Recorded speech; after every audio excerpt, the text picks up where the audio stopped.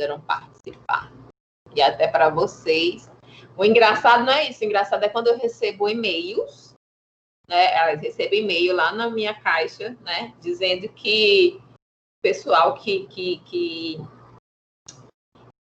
comenta, né? Nos vídeos ou que se inscreveu. Aí eu estava até comentando hoje. Gente, eu tô doida que esse presencial volte logo para apagar todos os vídeos. Eu me sinto tão exposta. Então, vamos lá. A unidade 2, perdão. O tópico 2 da unidade 3, projeções orçamentárias, vai então linkar aí o que é que se deve considerar quando for fazer essas projeções. Lembrando que quando a gente fala de orçamento, a gente está falando exatamente de projeções, é um planejamento, né? E tudo que é planejado é algo que se está projetando que vai acontecer. Então, quando se trata aí de projeções orçamentárias, a gente tem que ter o cuidado de identificar, primeiro, o comportamento do mercado, né? E a sua demanda. Veja esse momento que a gente está passando. Gente, esse momento de pandemia, eu não sei vocês trabalham no comércio, alguém aí me diz aí, Daniel, como é que tá para vocês? Porque para a gente que está aqui precisando comprar e dependendo da execução de serviço de empresa, a gente tá uma loucura. Tá uma loucura porque as empresas não conseguem comprar o material, porque elas não conseguem segurar o preço, porque está aumentando tudo muito rápido. Outro dia eu precisei comprar um interfone aqui para casa. Quem veio pegar os livros aqui em casa sabe que a minha campanha estava quebrada há um tempo. Aí eu resolvi comprar meu interfone. Quase não encontro. Rodei todas as lojas aqui da cidade e a resposta era o quê? Está faltando item na fábrica, né? Então, é preciso considerar o comportamento do mercado, assim como a sua demanda, as suas perspectivas de consumo, produção e de venda, e também os efeitos nocivos ao poder aquisitivo da moeda, ou seja, é preciso considerar também a inflação, né? Sabe aquela disciplina que a gente teve de economia, onde a gente estudou microeconomia, macroeconomia, que entra aí, né? A influência da inflação. Então, tudo isso tem um porquê, né? Da gente estar estudando. Então, aí são utilizados os conhecimentos a respeito de como é que funciona essa questão da inflação, né? Na empresa. Então, a inflação, ela pode ser aí apurada, né? Quando fazer essa projeção orçamentária, a partir de índices oficiais que são divulgados pelo governo, assim como também podem ser medidos internamente dentro dessa empresa. Esses índices referem-se aí à economia em geral e aos mercados ligados aos negócios da empresa de forma específica. Dentre aí os indicadores econômicos relativos à inflação, né? A gente vai ter aí que mais se destaca a taxa de juros, política salarial, que vai interferir, o crescimento dos mercados, investimentos do governo, política cambial, entre outros. Veja, tudo isso daí, gente, é macroeconomia, né?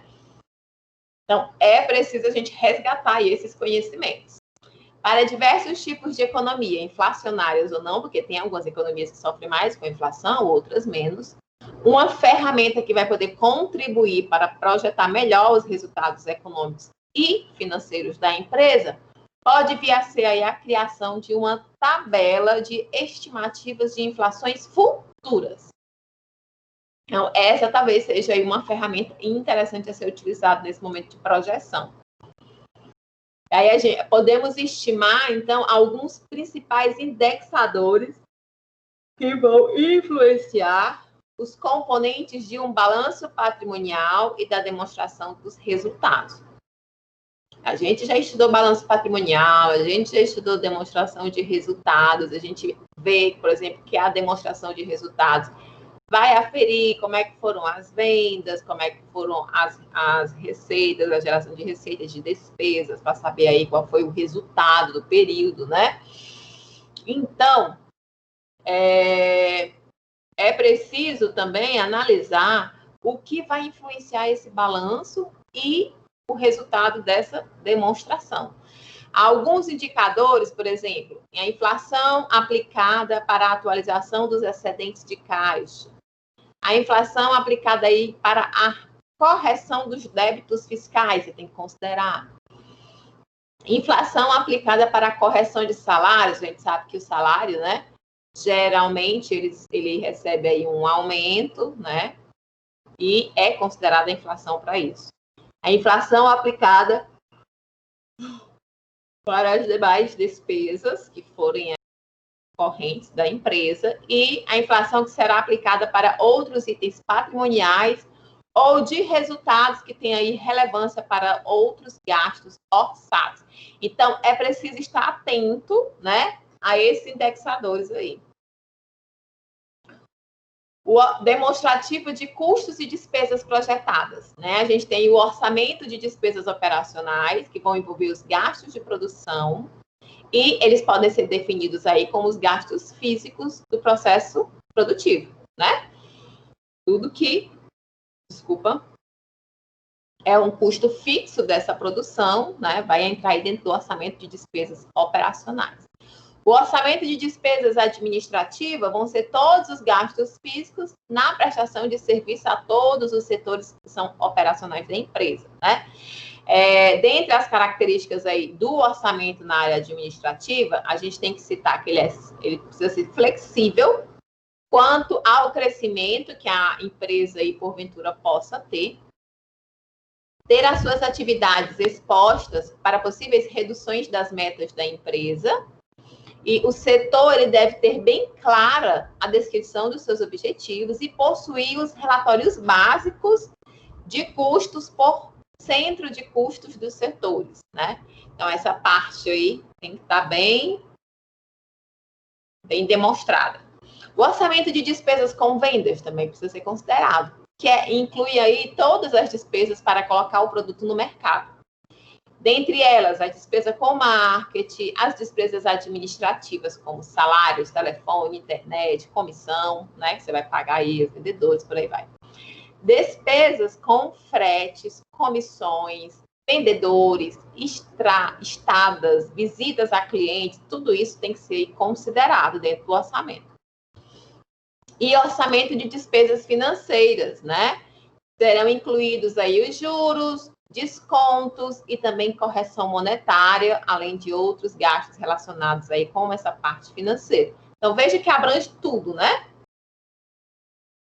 Outras projeções que vão ser aí realizadas é a demonstração do resultado do exercício projetado. Então, se você começa a projetar quanto você vai ter de despesas, quanto você vai ter de vendas, de receita, então você já começa aí a ter uma demonstração de resultado do exercício projetado. Assim como também um orçamento de despesas tributárias, que também precisa ser considerado. A demonstração também do fluxo de caixa projetado e o balanço patrimonial projetado, porque a ideia, né, durante o ano, ao fim dele aqui, esse planejamento, né, realizado aí a partir do orçamento para atingir metas, objetivos e metas dessa empresa, vai trazer impactos de preferência positivos no balanço patrimonial aí da empresa. Então, também é projetado. As projeções orçamentárias, elas são pautadas aí de acordo com o que se imagina que possa ocorrer na empresa. Isso é um risco, né? Em alguns casos, como desse ano aí, é risco total, né? Leva o gestor à frustração quando ele elabora e analisa as variações ocorridas. E essa análise ela é realizada aí após a conclusão de todas as projeções orçamentárias da empresa, tá? Ou seja, quando o gestor vai se encontrar na etapa de controle. Vocês lembram como funciona o PDCA?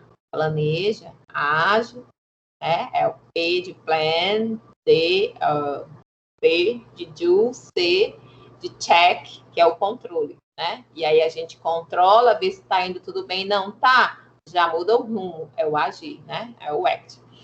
Nessa etapa, então, é verificado se esses objetivos, né, estão sendo alcançados e por intermédio aí de análise das variações, então, avaliado o desempenho das áreas de responsabilidades, né? A gente não viu lá que eram feitos por áreas. Então, aí a gente pode fazer eventuais correções, né, que forem apontadas. Ou seja, gente, é o PDCA em ação, né? No final, todo planejamento se linka com o PDCA. E aí a gente chega no tópico 3, né? O tópico 2 era essa questão de projeções e o que é que estavam envolvidos, né? O tópico 3 vai falar sobre elaboração e análise do fluxo de caixa. E aí tem métodos para elaborar a demonstração desses fluxos, né? Existe o método direto, que ele vai consistir em classificar os recebimentos e os pagamentos de uma empresa utilizando aquele método das partidas dobradas, vocês lembram? Tudo que é lançado de um lado tem que ter um lançamento de igual valor, né? Do outro, né? Para ter ali um equilíbrio. Então, é aquele em que as informações para compor o fluxo de caixa serão obtidas diretamente dos registros da empresa. Então, por isso, o método direto, são obtidas diretamente dos registros das operações da empresa. Ela demonstra aí os recebimentos e pagamentos derivados das atividades operacionais da empresa em vez do lucro líquido ajustado. Tá? Então, ele vai mostrar aí efetivamente quais foram as movimentações dos recursos financeiros que ocorreram naquele período. Então, esse é o método direto. As vantagens desse método, né? O método, ele cria condições favoráveis para que a classificação dos recebimentos e também pagamentos, ele siga critérios técnicos e não fiscais. O método permite também que a cultura de administrar com a utilização desse fluxo de caixa seja, então, introduzido mais rapidamente nas empresas. E as informações do caixa podem estar disponíveis diariamente, né? Então, aí as vantagens. Mas também existem desvantagens. Quais serão essas desvantagens? O custo adicional para classificar aí o que é recebimento, o que é pagamento, né? A falta de experiência dos profissionais da área contábil e financeira em usar as partidas dobradas aí para classificar os recebimentos e pagamentos. Então, as desvantagens estão ligadas aí muito à questão da capacidade técnica, né? Precisa ter aí atenção. E existe o método indireto. O método indireto é aquele no qual os recursos provenientes das atividades operacionais, eles são demonstrados a partir do lucro líquido, né? Ajustado pelos itens aí que foram considerados na conta de resultado, né? Que não vão afetar o caixa da empresa. Então, o direto são os registros das operações da empresa, né? Entre recebimentos e pagamentos. O indireto é a partir da demonstração do lucro líquido. Assim, eles ajustam o lucro líquido para reconciliá-lo aí ao fluxo de caixa das atividades operacionais e eliminam os efeitos de todos os pagamentos operacionais passados e também de todas as provisões de recebimentos e pagamentos futuros. Além de todos os itens que são incluídos no lucro líquido que não afetam aí os recebimentos e pagamentos operacionais. Mas ele também traz vantagens e desvantagens, né? As vantagens desse método é que ele apresenta baixo custo, porque ele necessita apenas da utilização de 2 balanços patrimoniais. O do início do período e o do final do período. Pronto, você compara os dois, né? A demonstração de resultados e ali algumas informações obtidas na contabilidade. A outra vantagem é que ele concilia o lucro contábil com o fluxo de caixa operacional líquido, mostrando aí como vai ser, então, a diferença. As desvantagens, né, é que é preciso aguardar o tempo necessário para poder gerar as informações pelo regime de competência. Então, só depois de convertê-los para o regime caixa. Por exemplo, as provisões de férias e 13º são registradas ao longo do ano, né? Você sabe. 13º você paga, se você recebeu, você trabalhou apenas 6 meses esse ano, você não vai receber o salário completo, você vai receber referente a 6 meses. É como se fosse lá uma poupancinha, né? Então, as provisões de férias e 13º são registradas ao longo do ano, mas são pagas apenas na data do seu devido vencimento. Se isso for feito uma vez por ano, por exemplo, né, a gente podemos aí ter surpresas desagradáveis e tardiamente, porque você não está acompanhando ali periodicamente. Se houver interferência também da legislação fiscal na contabilidade oficial, e geralmente há, o método indireto ele vai eliminar somente parte dessas distorções. Então, cada um dos dois tem suas vantagens e desvantagens, cada empresa vai analisar a partir do seu perfil, principalmente técnico, né? Como vai fazer, então. E assim, finalizamos o orçamento empresarial, tá? Orçamento empresarial foi-se. Vamos iniciar a disciplina de... Vocês estão visualizando aí? Não, né? Vou colocar novamente aqui só para garantir. Vamos agora para a disciplina nova e a última disciplina do semestre. Gente, vocês têm noção que vocês já vão para o 5º semestre, meu povo? 5º. Quer dizer que está bem pertinho. Esse ano passou rápido, teve todos esses perrengues, né? Mas, assim, eu estava conversando hoje com um aluno, a gente falando, né? Eu dizendo, olha, a persistência, ela é amiga da conquista. A gente tem muita vontade, tudo no ser humano incomoda ele, né? Nosso cérebro, eu acho que é o negócio mais sensível do mundo. Tudo no mundo ele se incomoda, tudo ele quer desistir, quer largar de mão. Esses dias mesmo, eu estava tentando escrever um projeto, né? E, gente, só tinha o final de semana. Cara, olha, feriado dia 2 de novembro, eu sentava aqui, eu acordava às 6 da manhã, levantava, nem dava bom dia pro meu marido, vinha direto para cá, sentava a bundinha aqui e ficava. Só saía para almoçar, sentava e ficava até 10 horas, 11 horas da noite. Gente, e meu marido assistindo televisão, e eu doida para ir assistir, para ler meus livros, para dormir. Mas aí eu fico sempre muito focada no resultado, né? Tem me ajudado muito a não procrastinar. Eu comecei com isso na época do mestrado e foi minha salvação. E aí, desde então, quando eu estou começando a procrastinar muito, eu já começo a colocar outra coisa na vida, que é para ver se eu não relaxo muito, né? Porque senão, quando a gente começa a desistir numa situação, a gente começa a desistir em outras, né? Então, galera, vocês já vieram até aqui, já estão indo para o 5º. Aguenta aí, hein? Segura aí na corda, a gente tá junto. Se precisar, eu puxo, mas vocês não caiam, não. Desenvolvimento gerencial e liderança. Matéria muito legal. A gente vai estudar aí sobre gestão, ambiente, decisão, sobre a carreira do gestor e teorias motivacionais, sobre liderança nas organizações, porque sim, os conhecimentos técnicos, vamos dizer assim, mais tecnicistas, né? Que nós estamos tendo contato nesse momento, desde o começo do curso, são muito importantes. A gente viu aí a questão da economia, a questão de mercado de capitais, a questão de contabilidade, são muito importantes, mas não esqueçam.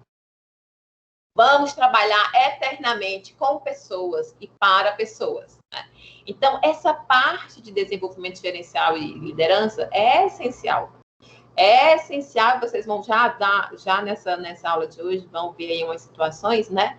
Em que o papel humano, do ser humano, ele é essencial. E por isso que eu começo essa disciplina falando sobre persistência, como irmã e companheira da conquista. Porque, gente, esse momento que vocês estão passando agora de aperfeiçoamento, ele não termina depois do 8º semestre. Não pode terminar. O mundo não aceita mais, né? O mercado de trabalho hoje, ele não permite. E também a própria velocidade com que as coisas mudam, se alteram, né? Se aprimoram, não nos permite ficar parados no tempo, né? Afinal de contas, todos nós queremos aqui alcançar os nossos objetivos. Então, unidade 1, gestão, ambiente e decisão. Aqui é para a gente entender o conceito de gestão e de gestor, analisar as organizações a partir de sistemas abertos, entender o processo de comunicação da gestão organizacional, compreender como ocorre o processo de tomada de decisão. Isso aqui é importantíssimo, tomada de decisão. Ó, que eu vejo de profissionais até bons, profissionais com conhecimento técnico, um profissional que até consegue se comunicar, é bem quisto pelos colegas, mas, gente, não tem capacidade de analisar criticamente a situação e tomar a decisão, principalmente rápido. Por quê? Porque isso precisa de treino, né? Isso precisa de coragem. Não é todo mundo que tem coragem. Então, nós aqui vamos nos sobressair sobre os demais, vamos ser corajosos e vamos sim dar a cara a tapa aí e aprender a tomar decisão. E também para a gente perceber aí o papel da informação e do conhecimento na tomada de decisão. Então, vamos aí iniciar o tópico 1, desenvolvimento gerencial, conhecimento, comunicação e aprendizagem. Deixa eu ver se eu montei a aula hoje, eu não consigo, deixa eu ver se eu fui até o tópico 2, eu acho que eu fui ou não fui? Foi nada, tudo isso hoje é só o tópico 1. Mas é bem divertido, né? É uma disciplina legal. Então, vamos falar aí sobre principais definições de administração e gestor. Né? Ele começa dizendo aí que o papel dos gestores é criar condições. No que se refere a recursos humanos, financeiros, né? Pessoais, não importa. Recursos e ambiente propício para que as organizações elas possam se manter e, principalmente, né, meu povo, se desenvolver no mercado em que elas estejam inseridas. Nessa perspectiva, a gente entende aí que o gestor ele não pode trabalhar sozinho, ele não trabalha sozinho. E por isso é importante aí reconhecer que o papel das outras pessoas para que os objetivos sejam alcançados, porque eles sempre são alcançados em conjunto. Então, a administração, ela se relaciona ainda com as metas organizacionais, no que diz respeito aí ao desempenho organizacional. Então, o gestor, né, é quem vai criar condições para a administração alcançar o seu objetivo, né, organizacional, certo? Conhecimento e gestão. O conhecimento, ele é gerado através das pessoas e deve ser disseminado. Gente, não guardem conhecimento para vocês. Tem gente que eu vejo que guarda uma informação, um conhecimento, porque não quer que o outro aprenda, porque assim a pessoa vai aprender mais do que ele, vai pegar o lugar daquela pessoa, não sei, né? Mas isso não existe. Por quê? Quem aprende, geralmente aprende fazendo, pesquisando, inovando. E quando ensina, ele aprende ainda mais, a sua mente vai criar outras situações, né, dentro dela, ela vai alcançar um outro patamar e você vai sempre continuar criando, inovando e buscando mais conhecimento. Então, como eu sempre digo, deixe o seu trabalho falar por você, né? Esses dias eu estava falando com uma colega de trabalho, aí eu falei assim, olha, era para fazer um convite, né, de trabalho. Aí a pessoa falou assim, nossa, mas alguém está prestando atenção no meu trabalho? Eu digo, eu sempre falo isso para os meus alunos. Gente, o seu trabalho fala por você aonde você for. Não tem quem roube o seu lugar, tá? Então, o conhecimento, ele é gerado através das pessoas. E ele tem que ser disseminado, né? Tem que chegar ao maior número de pessoas. Sabemos que o conhecimento, ele vem da informação e que esta informação, ela deve estar disponível sempre que precisamos, seja para planejar ou então para tomar uma decisão. O termo aí, né, significa, o termo de conhecimento, ele significa informação, conscientização, saber, cognição, sapiência, percepção, ciência, competência, habilidade prática, capacidade, aprendizado, entre outras, né? A definição vai depender aí do contexto no qual esse termo for empregado, né? Mas veja a abrangência dele, né? Tudo que ele envolve. Nessa forma aí, que Avenato, para ele, vai dizer que existem dois tipos de conhecimento. Existe o conhecimento tácito, ou também conhecido aí como inconsciente, é um conhecimento implícito, tá ali, sabe? Mas não tá muito à mostra, vamos dizer assim. É o conhecimento que está na cabeça das pessoas e que vem das suas experiências, das suas vivências, tá? Ele pode ser transmitido de uma forma vaga, aí por meio de conversas, né? Um e-mail, etc. E ele representa o conhecimento do que a gente sabe, mas que não conseguimos verbalizar ou até mesmo escrever em palavras. Por exemplo, algumas pessoas às vezes me questionam, você tomou tal decisão, mas por que você tomou tal decisão? Eu digo, não, é porque eu analisei isso, e aí eu cheguei nessa resposta. Foi a partir das minhas vivências, né? Que eu tenho tido durante o tempo. Aí a pessoa diz, certo, mas como tu chegou nesses pontos? Aí eu, tipo, é difícil, porque é algo que é implícito, é intrínseco, né? Tá ali guardado dentro de mim, que eu fui juntando uma pecinha com outra, né? A partir dos anos, a partir das experiências. Então, aquilo me conecta de uma forma, né, que aquela pessoa ainda não está conectada. E como é que eu vou poder ajudar essa pessoa a repassar o conhecimento? Conversando, tentando mostrar, né, e também procurando compreender como é que isso acontece. E o conhecimento explícito, que é exposto em documentos, em manuais, em livros, programas de treinamento, entre outros. Então, esse aí é o mais fácil, né, da gente conseguir, vamos dizer, absorver de outras pessoas. Esse tipo de conhecimento explícito, ele representa uma acumulação de políticas, procedimentos e processos de negócio que vão formar a base de operação de uma organização. Em algumas organizações, esse conhecimento explícito, ele rapidamente vai se tornar obsoleto, porque na medida em que o negócio vai se alterando, né? E como a realidade de hoje é de uma alteração sempre muito dinâmica, né? Então, isso vai acontecendo muito rápido. Ainda segundo que a Venato, existem 4 características referentes aí ao conhecimento. A primeira é o conhecimento tácito, né? Que a gente falou, que é algo pessoal, formado dentro de um contexto individual e informal, e ele é transmitido socialmente, a partir da interação social. A segunda característica é que o conhecimento é orientado pela ação. Assim, o homem ele gera novos conhecimentos a partir de uma análise sensorial que ele recebe, tá? É refletida aí em verbos como aprender, esquecer, lembrar e compreender. Então, está relacionado aí às características do conhecimento. Uma terceira característica é que o conhecimento ele é sustentado por regras. Depois de algum tempo, né, nós criamos em nosso cérebro inúmeros padrões que agem aí como regras inconscientes para lidar com determinadas situações. É o exemplo que eu estava dando. Eu não sei. Se eu parar aqui para te dizer que eu fui buscar de acordo com o autor tal, do livro tal, ele diz isso? Não, não é. Foi que eu fui criando inconscientemente algumas regras. Essas regras, elas fazem com que as decisões elas sejam tomadas mais rapidamente e elas nos ajudam aí a poupar esforços para algo que já foi visto anteriormente.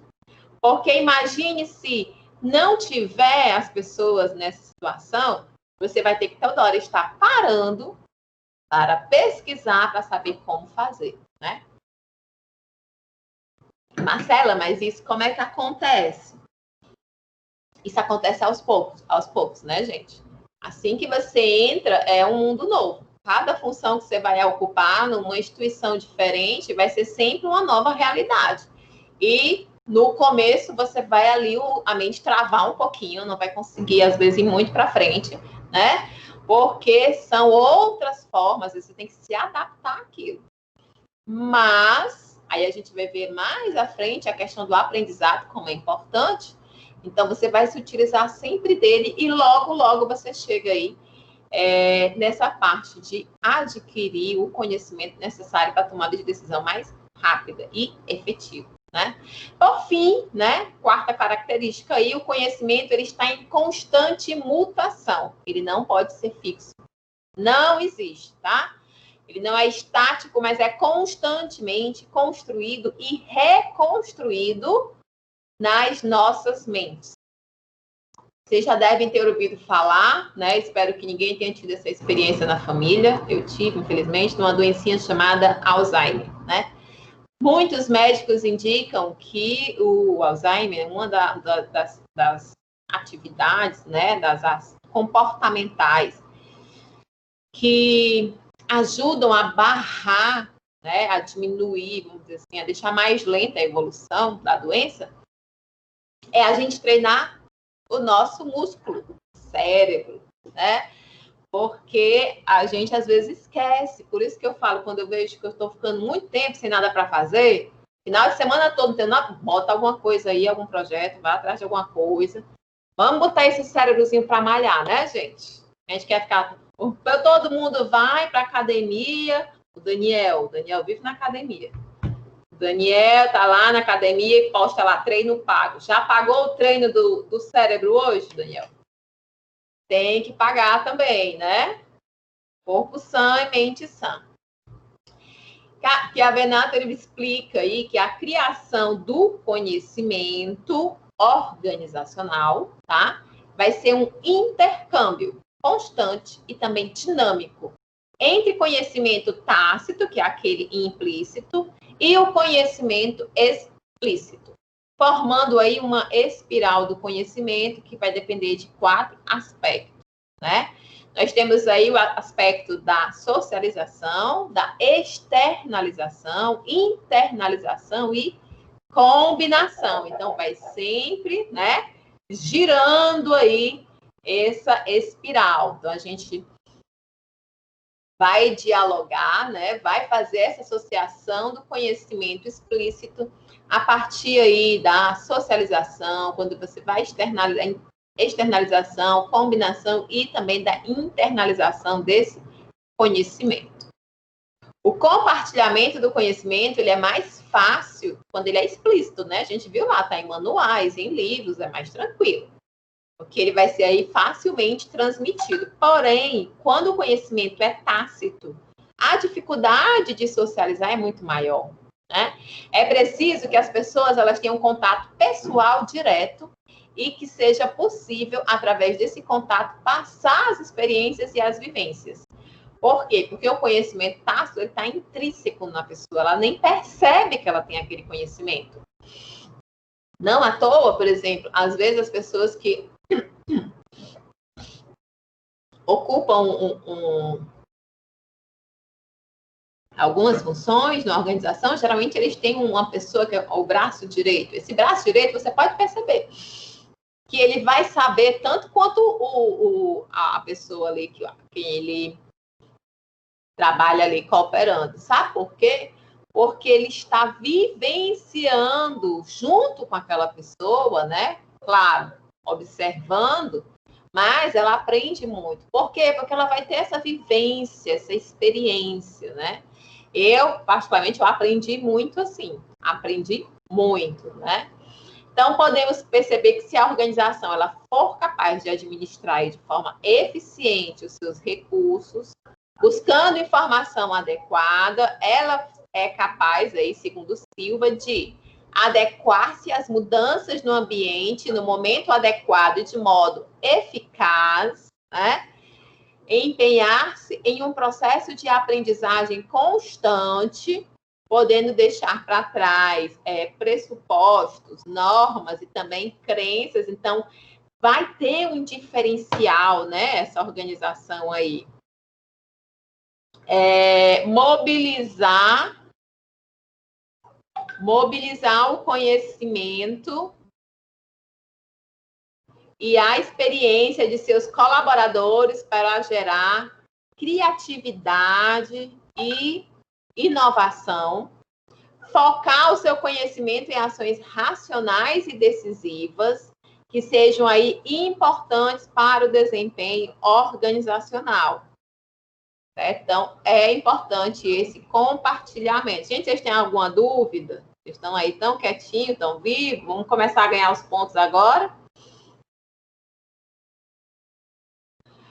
Então, conhecimento como vantagem, o conhecimento, gente, vai ser o quê? Vai ser uma vantagem competitiva, né? Vai ter a informação, vai criar o conhecimento, que é esse conhecimento que vai aí ajudar na inovação contínua e vai trazer o quê? Uma vantagem competitiva para essa instituição, para essa organização, tá? Então, vejam que conhecimento e informação é poder. Esses dois autores aí, Nonaka e Takelti, sei lá, desenvolveram um modelo, né, para explicar a construção do conhecimento organizacional, que é composto aí por 5 etapas, certo? Construção do conhecimento organizacional, 5 etapas. Primeira, compartilhamento do conhecimento tácito, aquele que é intrínseco, implícito, tá? Segunda coisa, a criação de conceito. Terceira, justificativa dos conceitos. Quarta, construção de arquétipos, né? E, por fim, a difusão interativa aí do conhecimento. Ainda segundo esses autores, lá na primeira fase, que é o compartilhamento do conhecimento tácito, ocorre, então, a partilha de habilidades, de experiência entre as pessoas, né? Que tenham aí um objetivo em comum. Corresponde aí à socialização. Na segunda fase, que é na criação de conceitos, por meio dos diálogos ocorre, então, a tradução do modelo mental tácito, né, para palavras e, então, conceitos aí explícitos. Na terceira fase, na justificativa dos conceitos, vai ocorrer uma avaliação desses conceitos para que seja verificado se eles estão alinhados aí com os objetivos da organização, tá? E na quarta fase, onde tem construção de arquétipos, o conceito ele é aprovado e aí ele é transformado em algo tangível, algo concreto, que ele diz aí que corresponde ao arquétipo, né? Ou seja, é o protótipo do modelo.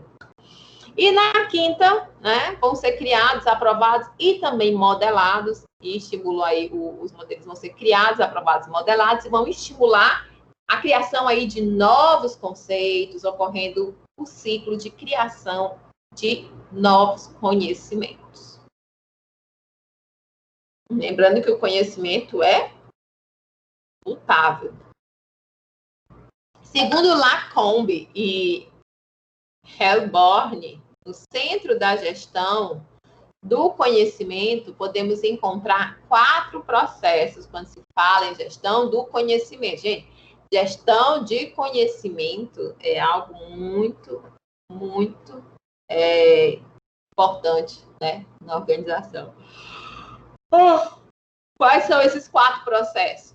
Nós temos a geração, a organização, o desenvolvimento e a distribuição. Vamos lá. A geração, você vai identificar o conteúdo desejado e vai incentivar as pessoas para que eles participem e eles exponham suas ideias. Você vai tentar gerar conhecimento. A organização é que, depois que essas informações foram coletadas, elas terão que ser organizadas e também ordenadas para poder ser recuperadas de forma eletrônica e rapidamente. Chegamos, então, no desenvolvimento, onde é selecionado o material, né? Pois quando em excesso vai poluir a informação e o conhecimento e pode dificultar aí o seu uso posterior. E, por fim, a distribuição, né? Como as pessoas acessam esse material. A organização deve tornar o acesso fácil e também deve encorajar as pessoas a utilizá-lo. Aí o Cavianato vai destacar aí, gente. O conhecimento é a vantagem competitiva mais importante.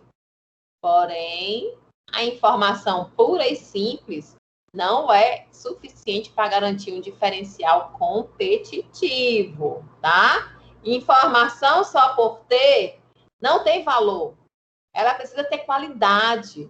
ela precisa você precisa ter a capacidade de utilizar esse conhecimento de formas diferentes, inovadoras, ou seja, você precisa conhecer não apenas para saber, mas para saber fazer, ou para saber até onde ir ou onde já chegou e pode melhorar, inovar, criar, tá? É isso que vai tornar uma organização competitiva, é isso que torna um profissional competitivo nesse mercado. Porque a gente fala muito do mercado competitivo para as empresas, mas nós somos pequenas empresas. Nós também teremos que mostrar o nosso diferencial competitivo, qual é a partir do conhecimento, tá? A gente tem que se vender, né? Se vender no sentido, gente, que nós temos um produto, que é a nossa mão de obra, né?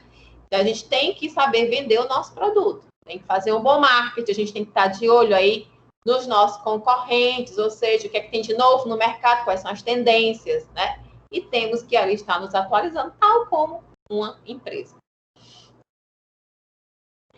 O papel, e aí a gente vai falar agora do papel da comunicação na busca pelo conhecimento e desenvolvimento gerencial. Tudo muito lindo, você buscar conhecimento, incentivar a geração de conhecimento, fazer uma gestão de conhecimento, a partir disso tudo tornar essa empresa mais capaz, mais mutável, mais adaptável, né, às realidades, mas não tiver comunicação, meu povo, tudo vai para o brejo. E aí eu fiz questão de trazer esse parágrafo do jeito que estava no livro de vocês, porque isso aqui é a pura verdade. A comunicação é uma tarefa que praticamente todos os profissionais eles desempenham, seja em maior ou em menor grau, mas sempre está ali a comunicação. No caso dos gerentes, né, eles gastam cerca de 80% de seu tempo com comunicação. 80%. Quando é que eu falo aqui? Que a gente trabalha com pessoas e para pessoas. Não aprende a se comunicar. Não. Já é difícil. A gente que geralmente ali tenta buscar uma boa comunicação, já é complicado, porque tem gente que não quer, né, ouvir, não quer entender, acho que se faz de doido, não sei o que é. Isso significa que de cada 1 hora de trabalho, 48 minutos de 60 minutos, né, eles ocupam envolvidos em algum tipo de comunicação. Seja por telefone, reunião, passando e-mail, respondendo ao WhatsApp, né? E essa, acreditem ou não, é uma das partes mais desgastantes, né? De uma função de gerência, de líder. Por quê? A parte de execução técnica, sei lá, relatório, essas coisas todas, cansa, mas ela cansa mais o corpo, de você ficar sentada, ou ficar muito tempo prestando atenção em algo, né? Mas essa parte você está sendo a todo momento demandado por essa comunicação e outra, né, gente? Gerente, além de comunicar, tem que se comunicar bem, tem que ter muita paciência, tem que olhar para a pessoa com um sorriso maravilhoso, dizer muito obrigada quando você queria dizer outras palavras, né? A gente tem que fazer isso porque estamos representando, seja quem for, representando a instituição a qual trabalhamos. Não estamos aqui representando cada um dos nossos CPFs, a gente faz para os nossos colegas, com a nossa família, tá? Então, é desgastante, então vamos nos preparar para isso. Quem trabalha aqui com atendimento? Alguém aqui trabalha com atendimento ao público? Quem trabalha com atendimento ao público vai entender o que eu estou falando. Eu trabalho. Diz aí, Giovanni, não é a pior parte, não? O dia inteiro, é a pior parte. É muito desgastante. A gente tenta explicar uma coisa para o cliente parece que não quer entender. Às vezes se estressa, principalmente nesses tempos, né? Porque com essa falta de matéria-prima para produção de ração, que é o caso que eu trabalho, a fábrica para e simplesmente diz para a gente que não tem como atender. E aí a gente tem que repassar isso para os clientes, e eles não entendem, eles acham que a gente não quer atender eles. Aí é complicado. É desse jeito, meu povo, é complicado, porque Todo mundo só está preocupado com o seu problema. E aí, muitas vezes, estão estressados, não quer nem saber se quer que a gente resolva e não quer entender o nosso lado. É bem cansativo. Sabe que no começo do ano eu estava com o meu pânico voltando, porque eu ficava com taquicardia e falta de ar toda vida que eu tinha que abrir o meu e-mail, o meu WhatsApp, né, do trabalho. Eu ficava ali, me dava uma angústia ali, realmente, aquela vontade de morrer, porque eu não aguentava, eu estava saturada de comunicação. Então, Marcela, isso é ruim? Não, meu povo, tá? Isso faz parte do trabalho, é preciso a gente aprender a lidar com isso. Para Gil, informar, né? Você informar algo é um ato unilateral. Eu chego e informo. Ó, amanhã vai ter aula. Pronto. É um ato unilateral, que envolve a pessoa que tem uma determinada informação a ser passada. Já a comunicação significa tornar algo comum, fazer-se entender, provocar reações em quem está lhe ouvindo, né? Então, o comunicador, ele precisa estar capacitado não somente para falar, mas também para saber ouvir. Gente, saber ouvir não é apenas com os ouvidos. Como assim, Marcelo? Qual é a outra parte do corpo humano que escuta além do ouvido? Gente, vocês têm que saber ouvir o que não foi dito. Porque vocês vão entender muito, né, da comunicação, porque a comunicação é eu quero te passar uma mensagem, tu tem que me passar outra, a gente tem que chegar no consenso. E muitas vezes a outra pessoa não consegue dizer exatamente o que ela gostaria, né? Às vezes ela nem percebe, ou às vezes ela não quer dizer e você percebe. Então, é preciso estar atento ao quê, gente? Ao corpo. Então, saber ouvir não é apenas vou ficar aqui e vou ficar ouvindo você. Saber ouvir é ouvir o que a pessoa fala e realmente ouvir para compreender e não para responder. Certo? A gente tem uma mania horrível. Parece que toda conversa tem que virar uma briga, né? Às vezes eu tinha discussão com meu marido, né? Tô engraçada, ele fica, não, tá bom. A culpa sempre é minha, eu sou sempre o errado. Eu digo, não tô dizendo aqui que tem certo, tem errado, né? Os dois estão discutindo um ponto divergente, então vamos colocar aqui as ideias na mesa, tá? É assim também em todas as nossas relações, inclusive de trabalho, né? Então, é como se um tivesse que estar certo e o outro tivesse que estar errado. Então, muitas vezes a gente ouve pensando em responder. E aí a gente não presta atenção no que a gente está ouvindo. Então, para a comunicação é importante você ouvir com atenção o que o outro está tentando dizer, não apenas da boca para fora com as palavras que estão saindo dele ou com o que ele está escrevendo, né? Mas também a partir do comportamento dessa pessoa. Como é que ela está sentada? Ela está direcionada o corpo para você quando você fala ou ela se afasta? Ela cruza os braços? Tudo isso traz informações. Como é que está o rosto dela quando você fala? Né? E aí você tem que saber se adaptar até mesmo para falar com o chefe, né? Para saber ali quando ele está no bom dia, quando ele não está, quando vale a pena continuar ou não nessa conversa. Então, a comunicação é uma ferramenta importante para gerar o conhecimento. Quem aí nunca teve a situação de, principalmente, sala de aula, né? Aí a gente tem aquele professor, cara, a gente sabe que o professor sabe tanto, mas ele não consegue repassar esse conhecimento dele para os demais. Por quê? Tá com algum problema, ele tem uma certa dificuldade na forma de se comunicar, né? Ele não consegue repassar bem as informações de forma que o receptor compreenda bem a mensagem que ele está tentando passar, né? É através dela aí, da comunicação, que podemos socializar o que sabemos, perguntar e gerar discussões que podem trazer algo melhor ou até mesmo novo para as organizações, né? Melhor coisa da vida é a gente ouvir e também, gente, discutir é bom, às vezes. Discutir no sentido de que existe uma situação ali conflituosa e tentar resolver. Porque, geralmente, quando surgem essas situações, é porque algumas situações estão confortáveis para alguns, mas para uma pessoa não. Então, a gente precisa fazer o quê? Usar do nosso conhecimento, da nossa criatividade, para tentar trazer o quê? Uma mudança. Essa mudança é o quê, gente? É inovação, né? E ela só é percebida, ela aconteceu por quê? Porque um problema surgiu. Se tá tudo muito do mesmo jeitinho, ninguém muda, nada acontece.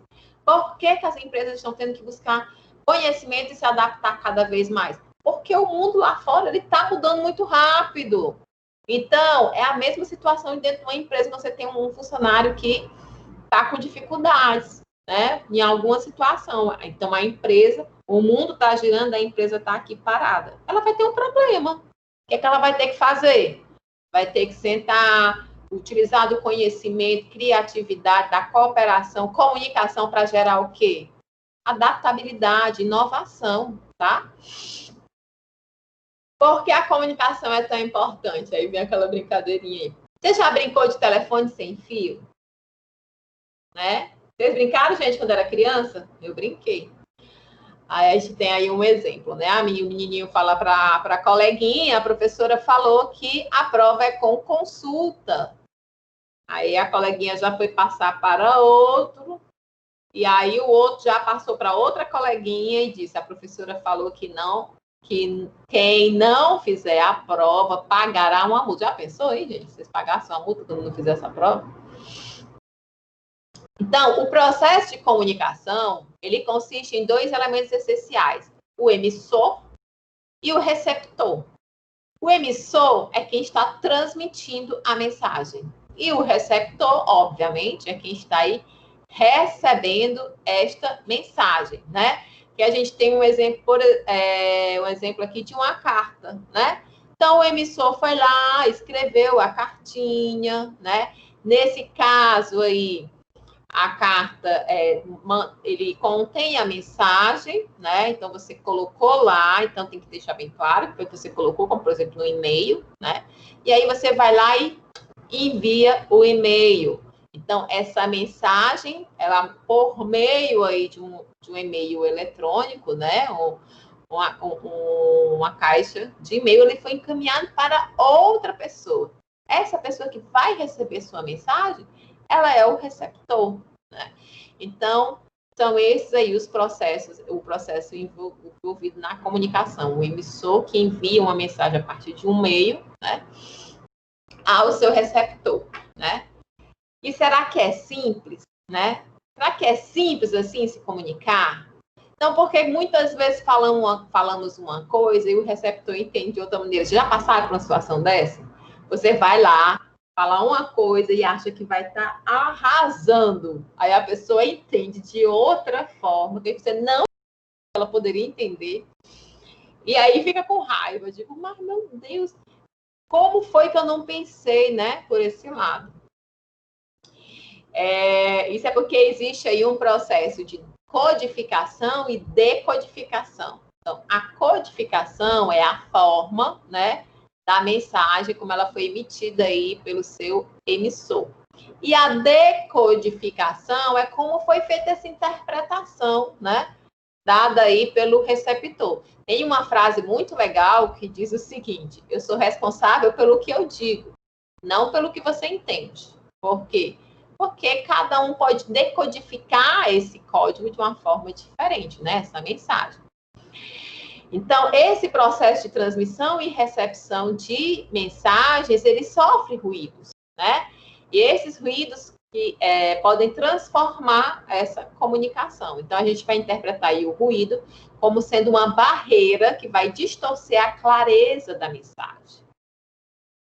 O corretor, os nossos corretores ortográficos do celular, eles adoram fazer isso, né? Menina, outro dia eu fui escrever uma mensagem e era de trabalho. E era uma pessoa com quem eu não tenho um convívio tão próximo, assim, de brincar nem nada. E eu escrevendo super rápido, né? Eu não digito, eu não consigo digitar. Eu acho o máximo quem consegue digitar no celular, ali, clicando em cada letrinha, né? Eu faço aquele que é o traço, o caminho. Então, eu faço os traços rápidos, assim, e aí eu envio. Geralmente é conversando com outra pessoa e mandando mensagem. E aí, quando eu fui ver a mensagem, gente, era para ter sido alguma coisa nessa e foi alguma coisa merda. Maria, o pior que a pessoa já tinha visto, aí eu fui pedir milhões de desculpas, né? Então, hoje em dia a gente ainda tem essa questão, né? Do WhatsApp, por exemplo, né? Que é muito rápido, aí tem essa questão do corretor ortográfico, isso coloca a gente em situações aí bem vexatórias. Muitas vezes falamos uma coisa e outra pessoa entende de outra maneira, porque o processo deve ser, então, analisado. Então, a gente tem aqui um emissor que, através aí de um canal, né, enviou a sua mensagem a partir de um código, pode ser a língua que a gente fala, pode ser um meme, né, pode ser um emoticon, ou seja, e encaminha para o seu receptor, né. Seu receptor, ele vai, então, decodificar essa informação. No meio disso, a gente pode encontrar, então, aí a possibilidade de ruídos, né? E aí, quando o receptor ele decodifica, ele vai mandar um feedback para o emissor. Aí é geralmente quando a gente percebe quando a gente foi bem compreendido ou não. Existem variáveis que determinam que o processo da comunicação ele pode ser bem sucedido ou não, como, por exemplo, o tipo de comunicação, o canal e o ambiente. O tipo, comunicação verbal ou não verbal, linguagem formal ou informal, né? Às vezes, você tem que saber se adequar. Por exemplo,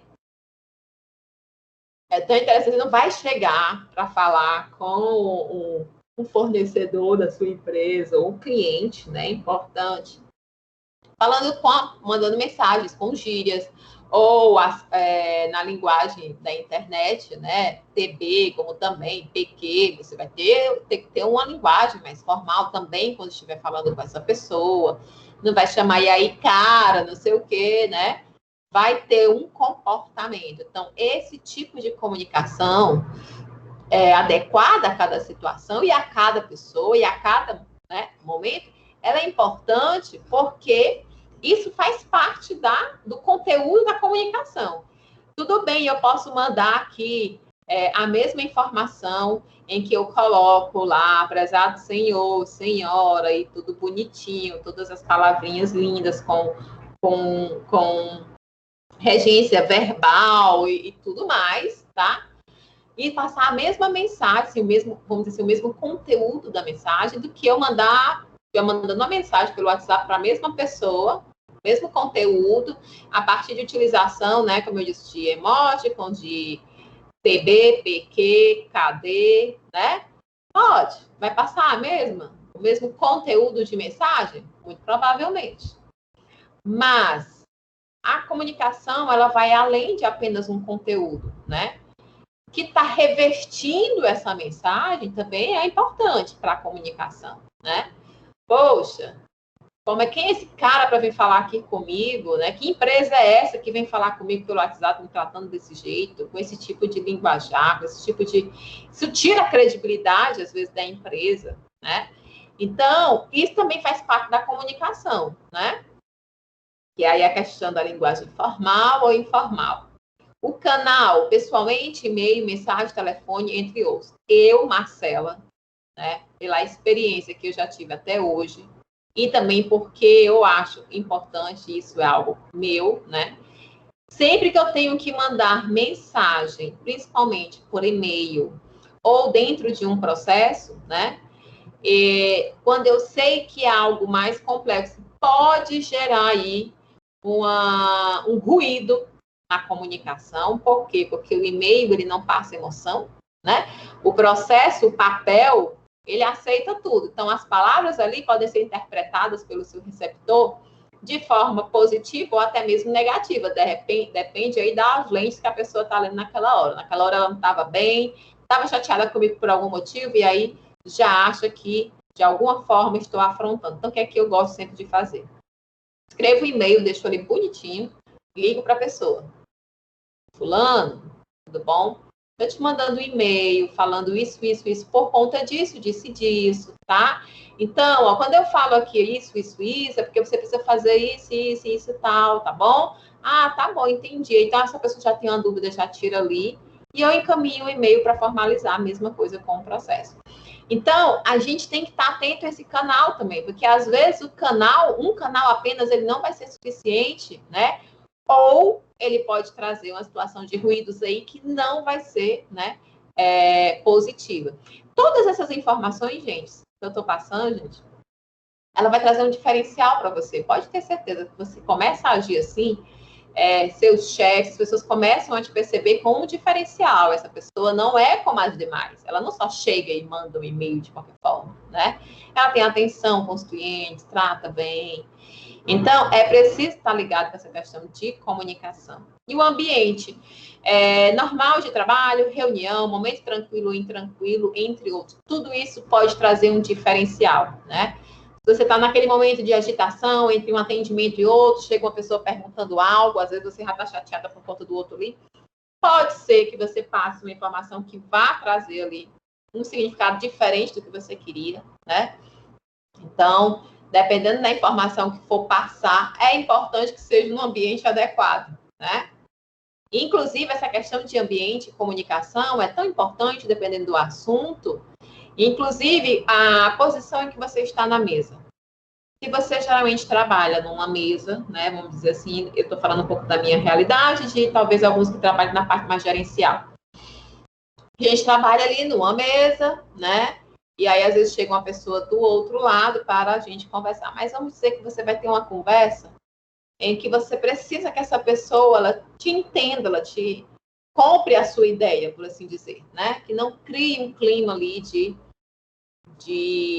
vamos dizer assim, negativo dessa comunicação.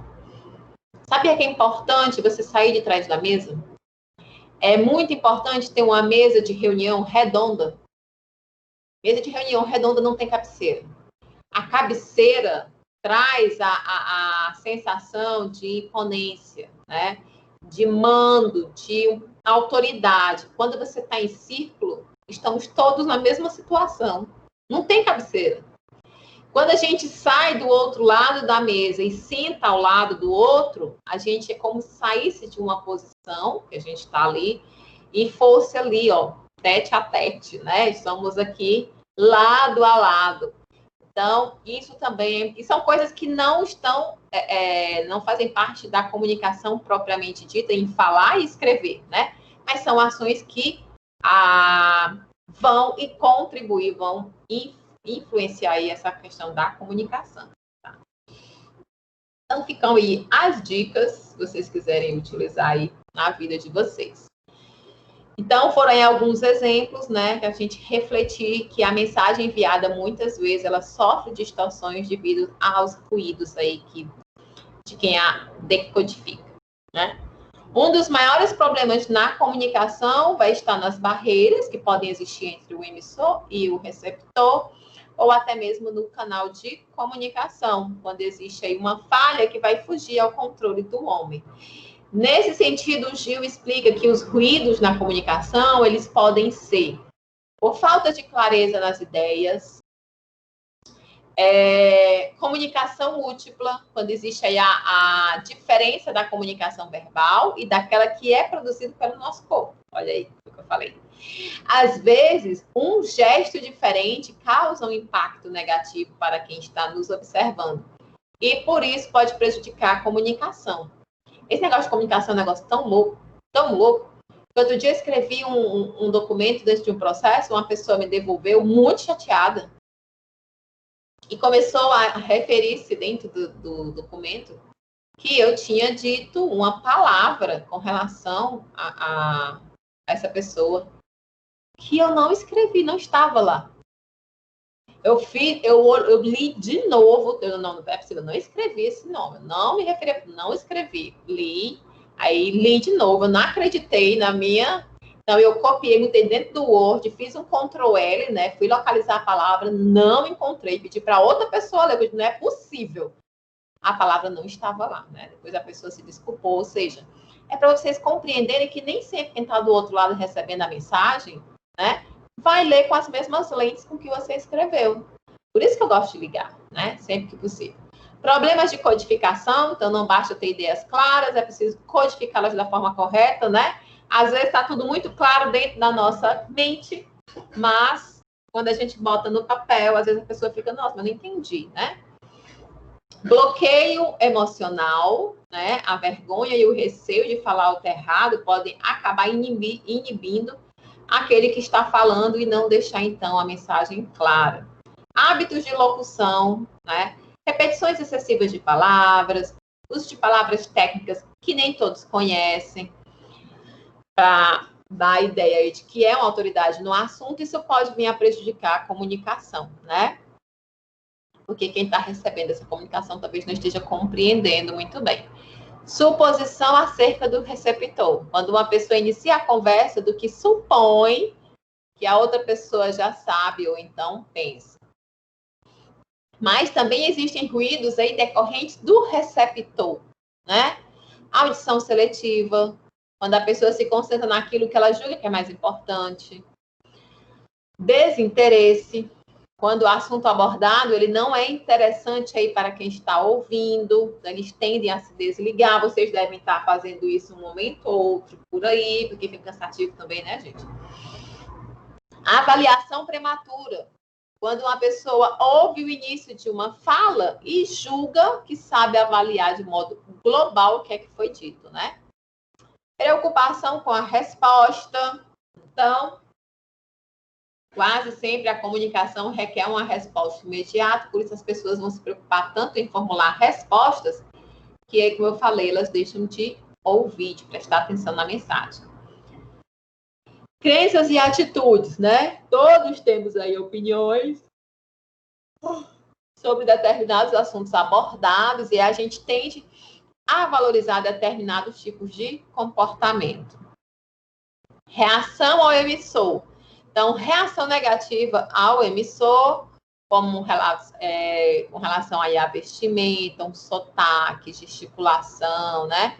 Isso pode provocar uma reação negativa em quem está ouvindo. Preconceitos e estereótipos também pode impedir de sequer deixar a outra pessoa falar, né? Experiências anteriores, o que se ouve geralmente é resultado das experiências próprias.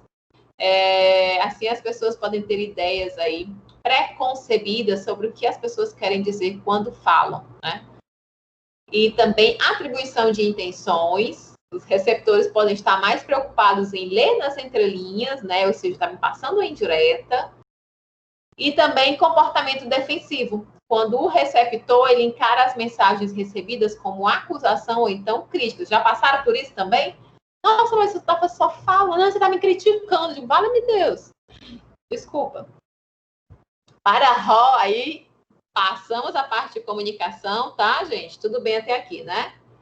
Vamos para a parte de organizações que aprendem. Falamos sobre conhecimento, falamos sobre comunicação. Agora a gente vai ter que ensinar essas organizações a aprenderem, né? Para Robbins, a aprendizagem é qualquer mudança relativamente permanente de comportamento que ocorre como resultado de uma experiência. Isso aí é aprendizagem. Assim, a gente pode observar aqui o processo de aprendizagem. Ele prevê mudanças, né? Ou seja, ele significa aí que houve uma alteração em algum conceito anterior ou houve aí a absorção de um novo conceito, né? E que, de alguma forma, vai implicar em alguma mudança aí para esse indivíduo. A entidade, organização, se você pegar uma empresa, ela é incapaz de aprender sozinha. Por quê, gente? Porque ela vai depender dos seus funcionários e colaboradores para isso, né? Vai ser o indivíduo, é o indivíduo que é dotado dessa capacidade de aprendizado. Assim, a metáfora organizações que aprendem, né, ou learning organizations, referencia organizações que desenvolvem intencionalmente práticas que vão auxiliar no processo de aprendizado das pessoas, né, e seu interesse. Então, são organizações que investem no processo de aprendizado. Práticas pesquisadas e utilizadas na área de educação, por exemplo, elas estão sendo consideradas e praticadas no ambiente das organizações. Por quê? Objetivando aí aumentar a sua capacidade competitiva. Então, quando ocorrem mudanças no mercado, tudo muda, né? Novos mercados surgem, novos concorrentes, novas tecnologias e os produtos, novas realidades de existir, né? De comprar, como agora, pela internet. E os produtos, gente, eles ficam obsoletos quase que do dia para a noite. As organizações que aprendem, elas têm habilidade em 5 atividades que vão ser descritas aí por Lacombe e Elborn. Primeiro, as soluções sistemáticas de problemas, né? Então, essas organizações, elas buscam para cada problema desenvolver um método adequado para solucionar esse problema específico, sendo aí criterioso em cada nova situação. Segundo, a experimentação de novas abordagens. A experimentação em número que caracteriza a organização que aprende, depende aí da prioridade que a organização oferece em relação à criatividade e à inovação. Então, é importante aí que exista uma tolerância a erros, né? E também, gente, tem que aceitar risco. Inovação geralmente está envolvida e anda casado, coladinhos, best friends, né? BFF, com os erros e com riscos. Em uma organização que aprende a inovação, a inovação ela não é desenvolvida por um departamento específico de pesquisa e desenvolvimento, mas ele é um modo de se comportar. Tem que estar disseminado na organização como um todo. Terceiro, a aprendizagem por meio de sua própria experiência ou história, né? Conhecer o passado para não repetir os erros.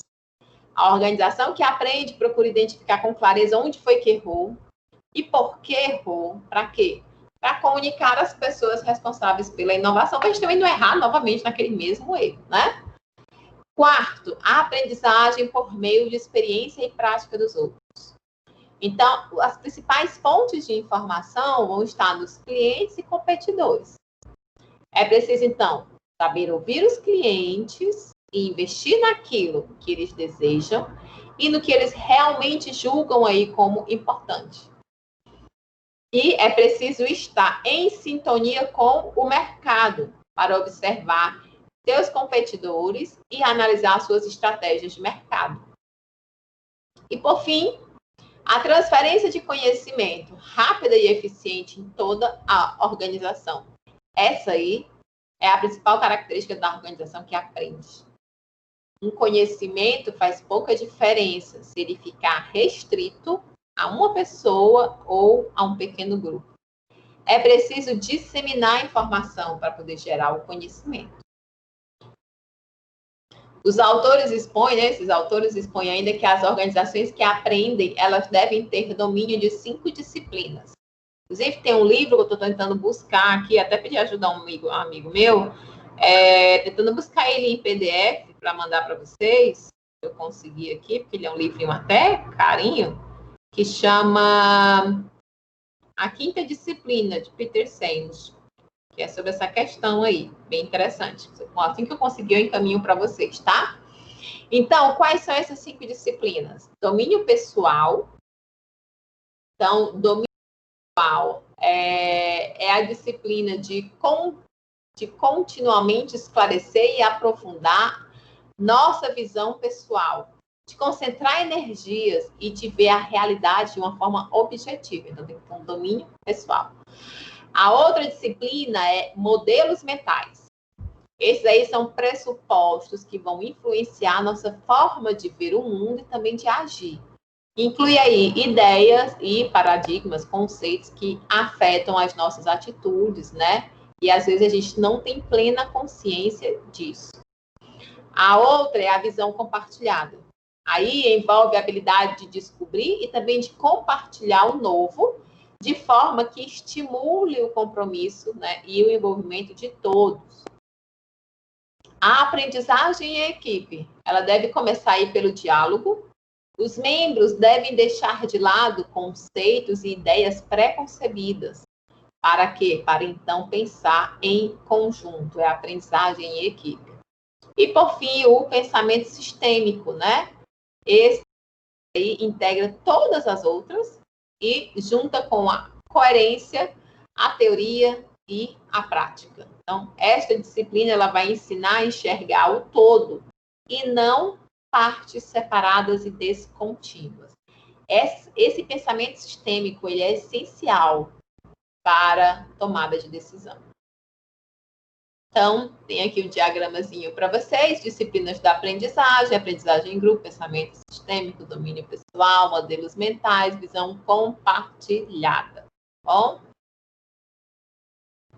Etapas aí para, estamos já terminando, tá, gente? Etapas para criar a organização que aprende. Vamos então imaginar, vamos colocar em prática aí na nossa organização isso. A primeira etapa, né, são 3. A primeira refere-se a recrutar e admitir os melhores. Nesse sentido aí, essas atividades elas passam a ser consideradas como estratégia para a organização, uma vez que vai ser a partir das pessoas, né, que ela contrata, que vai ser possível buscar o conhecimento e desenvolver essa criatividade. Segundo, criar fluxos horizontais de conhecimento. Pois, mesmo que o recrutamento e também a seleção, né, na contratação, sejam feitos aí com qualidade, se o conhecimento não for passado adiante, ele não vai surtir o efeito desejado, tá? Então, a organização só poderá aproveitar os efeitos benéficos desse aprendizado quando ele for capaz de transferir, compartilhar e alavancar os seus conhecimentos e experiências fragmentados. E, por último, né, considerada aí a mais difícil, é desenvolver uma cultura baseada na confiança. Lembra que eu falei que a inovação, né, tem 2 best friends, erros e riscos? Pois é. Então, se você não desenvolve uma cultura baseada na confiança, em que as pessoas tenham a possibilidade de trocar experiências e informações, né, que antes constituíam aí a sua própria fonte de poder, né, essa organização ela não vai aprender, né? Então, e qual é o papel do dirigente da organização que aprende? Os líderes ou os dirigentes aí, eles assumem diferentes funções. Assume uma função aí como projetista, né? Ele vai ser responsável por desenvolver projetos, a liderança de diretrizes, estratégias e também sistemas nas organizações que serão duradouros. Como guia, que auxilia e estimula a criatividade das pessoas, apoia a realização de mudanças, né? Porém, não ignora ali as suas crenças e os seus valores. Também como professor, tem a função de apoiar e estimular o aprendizado. Para isso, ele faz com que as pessoas tenham uma visão concreta da realidade, aceitando aí os seus problemas e as suas limitações, tá? E aí, falando em aceitar problemas e suas limitações e estimular aí o crescimento, com as mudanças que estão ocorrendo, as empresas também mudam, né? A gente tem vivenciado um momento ímpar no mundo, né? Na nossa história. E mudam não somente no modo de pensar, mas também no modo de agir e na sua estrutura organizacional, né? A estrutura organizacional é essa questão mesmo de gerência de empregados, vão surgir um novo setor, né? Novas formas de organização surgem em meio a um ambiente cada vez mais tecnológico e inovador. Empresas já não têm mais um endereço e paredes, mas sim sites e são virtuais. Hoje, os concorrentes que antes eram os vizinhos da empresa, né, aqui na cidade, vamos dizer, na minha rua, podem estar no país vizinho ou do outro lado do mundo. Ao mesmo tempo em que o produto de uma organização, ele pode também estar cruzando os oceanos. Então, realidade totalmente adversa do que há um tempo atrás. Com isso, as pessoas também mudam. Lembra que a gente viu que as organizações não aprendem? São as pessoas? Pois é. As pessoas também mudam. As empresas precisam de pessoas capacitadas, que tenham talento e que sejam donas de um capital intelectual que possa trazer benefícios para a organização. Então, gente, capital intelectual. Isso aí máquina nenhuma vai ter. Nem inteligência artificial, Marcela, não. Nem a Alexa, Marcela, não. Inteligência artificial, gente, como o nome diz, é artificial. Ele faz apenas aquilo que um humano já ficou treinando ele para fazer. Certo? É tanto que às vezes eu faço umas perguntas assim para a Alexa, ela, desculpe, não consegui entender. Porque ela não consegue raciocinar. Ela só consegue repetir comandos que ela já foi ensinada a fazer. Como um cachorrinho adestrado, tá? Então, essa capacidade, esse capital intelectual é o conhecimento de vocês, tá? Aí um fluxozinho sobre a emergência de novas formas de organização, né? Nós temos novos fatores aí, externos e internos, como a globalização dos mercados, novos produtos, redução do tempo de vida desses produtos, proliferação tecnológica, né?